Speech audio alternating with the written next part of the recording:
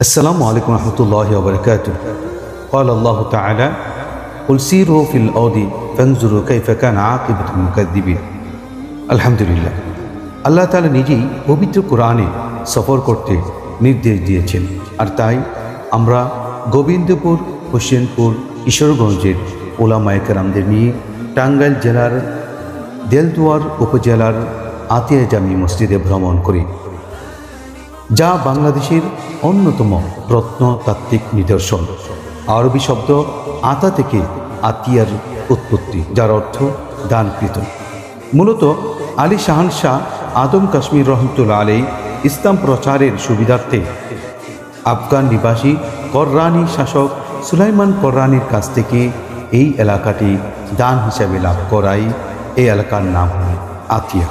পরবর্তীতে আদম কাশ্মীর রহমতুল্লাহ আলাইহির পরামর্শে তৎকালীন মুঘল সম্রাট জাহাঙ্গীর কর্তৃক আতিয়া পরগনার শাসনকর্তা হিসাবে নিয়োগ হয় সাঈদ খান পন্নী। এই সাঈদ খান পন্নী 1608 সালে আদম কাশ্মীর রহমতুল্লাহ আলাইহির কবরের পাশে আতিয়া জামে মসজিদ নির্মাণ করেন। আমরা আসুন এই আতিয়া মসজিদকে একটু ঘুরে দেখি। আজকের এই আতিয়া মসজিদের সফর সাথী হিসাবে রয়েছেন কিশোরগঞ্জ জেলার ইমাম ওলামা পরিষদের বিশিষ্ট ব্যক্তিবর্গ। এর মধ্যে অন্যতম হযরত মাওলানা মুফতি ইলিয়াস কাসিম দাওয়াত বারাকাতুম, হযরত মাওলানা কাউসার সাহেব দাওয়াত বারাকাতুম সহ মুফতি সাইফুল ইসলাম আলমগীর।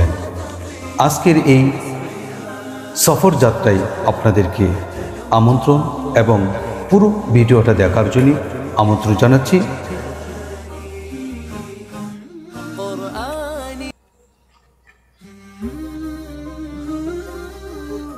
আমরা ইতিমধ্যে এখন দেখতে পাব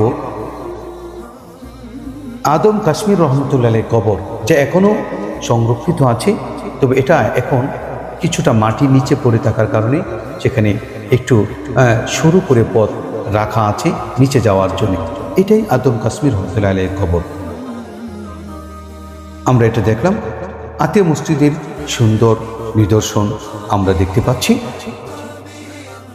আপনারা এই মসজিদের ভিতরের অংশ যদি আমরা একটু দেখতে চাই, আমরা ইনশাল্লাহ আস্তে আস্তে ভিতরে যাব। এই যে আমরা এখন দেখতে পাচ্ছি জনাব মোহাম্মদ খায়রুল মাস্টার, তার হাতের নাগালে ছিল একটি কোপ, পানির কোপ। এই কোপই আগে ব্যবহৃত হতো শুদ্ধ পানি, পরিষ্কার পানি, স্বচ্ছ পানি ওঠানোর কাজে। এখান থেকেই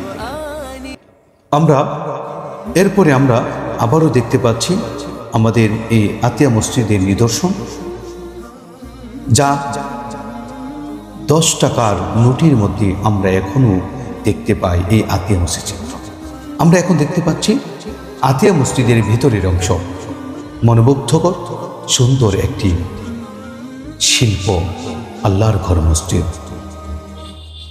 মসজিদটি ছোট, কিন্তু যেভাবে নির্মিত হয়েছে যে কেউ দেখে অভিভূত হবে।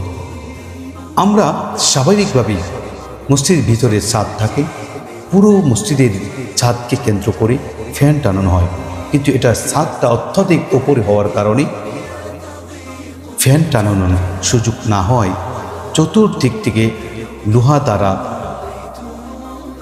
ডান্ডা লাগিয়ে সেখানে ফ্যানকে ফিট করা হয়েছে। আসলে এই মসজিদটা এমনভাবে নির্মিত, ফ্যান ছাড়াও এখানে স্বাভাবিকভাবেই ঠান্ডা লাগে, যা মানুষের কাছে পরিচিত বিষয়। আমরা দূর থেকে যদি এই মসজিদটাকে দেখতে চাই, আমরা আস্তে আস্তে করে আমাদের পথযাত্রা, আমাদের আতিয়া মসজিদ সফর শেষ করে